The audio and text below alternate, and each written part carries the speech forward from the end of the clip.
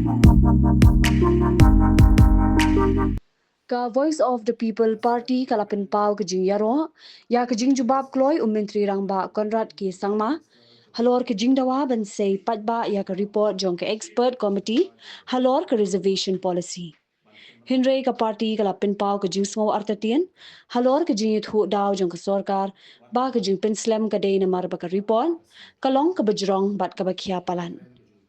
uhe ke VPP uba Arden M Besayomon ulo ong ba kani ke jingit ho daw kalong ka bapla bat kermen ba ke jingkular jong ka Sorkar kam dei tang ka ktien Hynrei ba ka report an sa pin mi pat ba shen klam da pin slam shu kani ke jingkren kawan hadien ba menteri rang ba ulo ong ba ka report ka badon kumba 1,000 san hajar sla bat ka bakhia kumba ars pa kilo kala de pin kre bat an sa pin mi pat ba shen Akani step na kwa nai kublei yo chief minister jonga jala Meghalaya ublai Jubab mardor ya ke jingdawa jonga voice of the people party ban penmana pat ba no ya ka report jonga expert committee wat lada ka party ka sngo thamula ya ke jingkren ke jung chief minister ubla penpau ba ka daw ka bala penong ya ka Sorkar ba kama ban penmana pat ba Kloi ya ke report kadai na marba kani ka report kala jrong pala bat kala khaya pala ngim pat ju kami osmo ko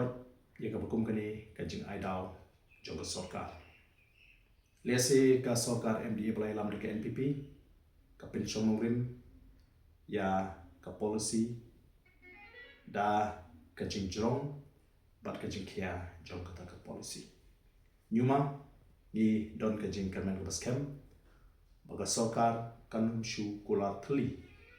ban panmana pai ba no ya kani ka report bangi the community passion ka Sorkar jala kan panmana pai ba no ya kani ka report jong ka expert committee KHUBOR. Good morning everyone. In this morning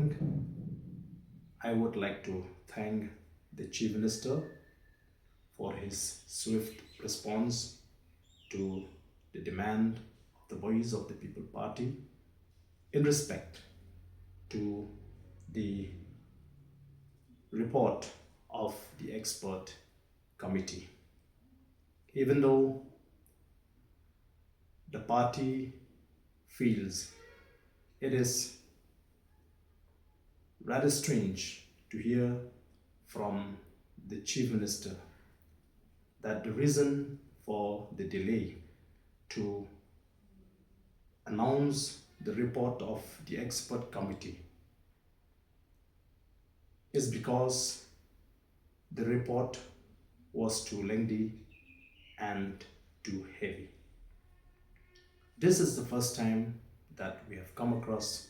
this kind of an excuse. Perhaps the NPP-led government determines the quality and effectiveness